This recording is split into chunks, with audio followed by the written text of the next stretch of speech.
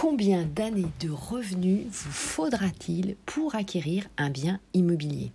Bonjour à toutes, bonjour à tous, ici Sophie Vergès. Aujourd'hui, vous allez apprendre combien d'années de revenus il vous faudra pour acquérir un bien immobilier. Alors, je vous amène sur cette réflexion aujourd'hui parce que, en effet, un achat immobilier, ce n'est pas à prendre à la légère. Et connaître évidemment ces données, vous allez voir, ça va avoir un grand intérêt pour vous, le nombre d'années, si vous mettiez évidemment tous vos revenus ensemble. Alors, par exemple, on s'aperçoit, selon une étude de l'INSEE, que plus de 58% des Français sont propriétaires. Plus d'un sur deux. L'INSEE, c'est l'Institut national de la statistique et des études économiques. C'est bien sûr un site de référence. Si vous voulez avoir d'autres informations, je vous recommande évidemment ce site.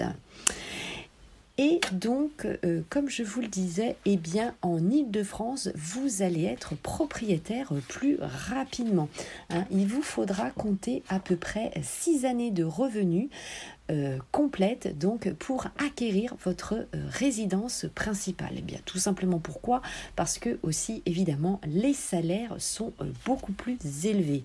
Par contre, on s'aperçoit évidemment que dans d'autres régions, ça va être évidemment beaucoup plus facile pour vous d'être propriétaire. Donc regardez bien évidemment cette notion pour acquérir. Vous avez des écarts de prix, évidemment en immobilier, vous le savez, qui sont très différents d'une région à l'autre, et les écarts de salaire, parce que souvent vous souhaitez par exemple acquérir, et c'est la grande mode en ce moment, une maison à la campagne, mais je vous rappelle évidemment que vos salaires ne seront pas les mêmes. Donc, attention aussi évidemment à cette notion, vous gagnerez moins en province qu'en Île-de-France. Alors, puisqu'on s'aperçoit que les revenus sont 62% plus élevés évidemment en Île-de-France qu'en province, donc évidemment par ricochet, votre capacité financière sera évidemment moindre. Alors, avant de continuer ce podcast, vous pouvez bien sûr me suivre sur mes différents réseaux sociaux, mes comptes Instagram, ma chaîne YouTube, mon compte TikTok et aussi mon groupe Facebook où je fais évidemment régulièrement des lives. C'est le groupe Investir en immobilier, l'immobilier au féminin. Cela me fera plaisir, vous le savez bien sûr, d'échanger avec vous. Alors, quel est l'intérêt de connaître le nombre de revenus, le nombre d'années de revenus qu'il va falloir pour acquérir ? C'est surtout aussi pour vous amener à certaines réflexions très actuelles qui n'étaient pas, bien sûr, les réflexions de nos parents ou de nos grands-parents. Chaque génération, évidemment, évolue et a des habitudes immobilières différentes. Alors, comme vous le savez maintenant que ça met plusieurs années plusieurs années de revenus pour acquérir, je vais vous donner des données importante. Notamment, vous le savez, l'installation professionnelle est beaucoup plus tardive. On fait des études évidemment beaucoup plus tard et donc par définition on a un travail évidemment beaucoup plus tard. Et on met dans les premières années, on fait environ entre 4 et 5 emplois différents les premières années. Donc c'est aussi difficile de se stabiliser puisqu'on peut changer d'une région à une autre. Donc c'est la raison pour laquelle souvent vous allez préférer louer plutôt que évidemment acquérir. La stabilité personnelle est également aussi plus tardive puisque les jeunes femmes ont leur premier enfant à partir de 30 ans, ce qui n'était pas le cas, bien sûr, il y a une vingtaine d'années.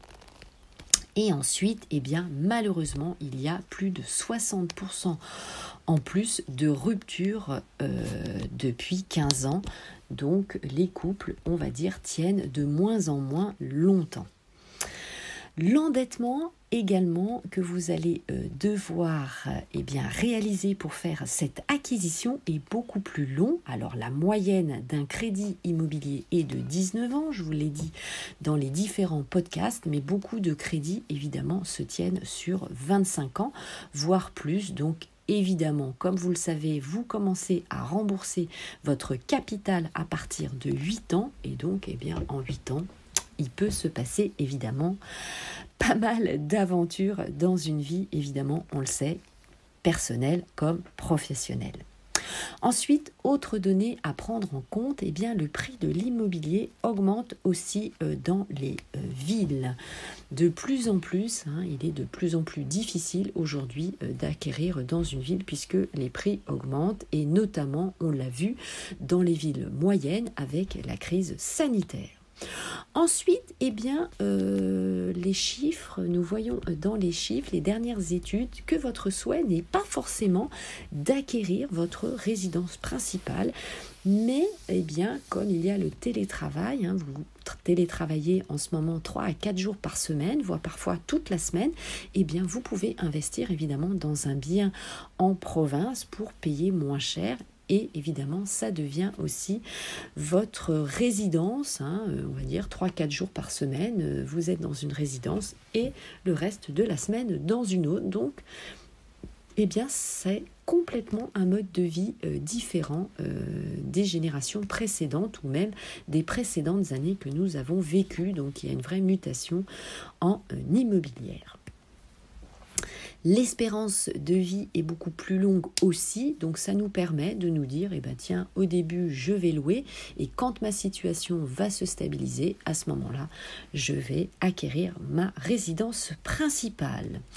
Mais on s'aperçoit aussi que la notion de propriété est très différente, puisque aujourd'hui, en plus, on travaille tout par Internet, tout est dématérialisé. On a aussi beaucoup d'abonnements, on préfère louer, nous n'avons pas les mêmes pensées, la même notion de propriété ou de transmission de patrimoine qu'avaient nos parents ou nos grands-parents. Donc la notion de propriété est aussi très différente.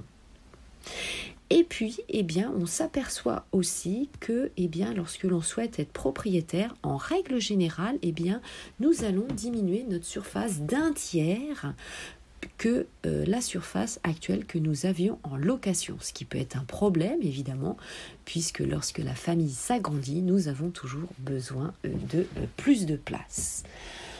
Autre donnée très importante à prendre en compte, évidemment, lorsque nous devenons propriétaires, il va falloir payer les charges de copropriété, mais aussi évidemment les différentes charges, les différents travaux qu'il faut faire, évidemment. Tout ça, ça a un coût et ça peut réduire évidemment nos différents loisirs. Voilà, écoutez, c'était tout pour ce podcast. J'espère que cela aura pu vous faire réfléchir sur votre futur projet immobilier, soit d'investissement, soit d'acquisition. À très bientôt pour le prochain podcast. Portez-vous bien. Ciao, ciao. Au plaisir.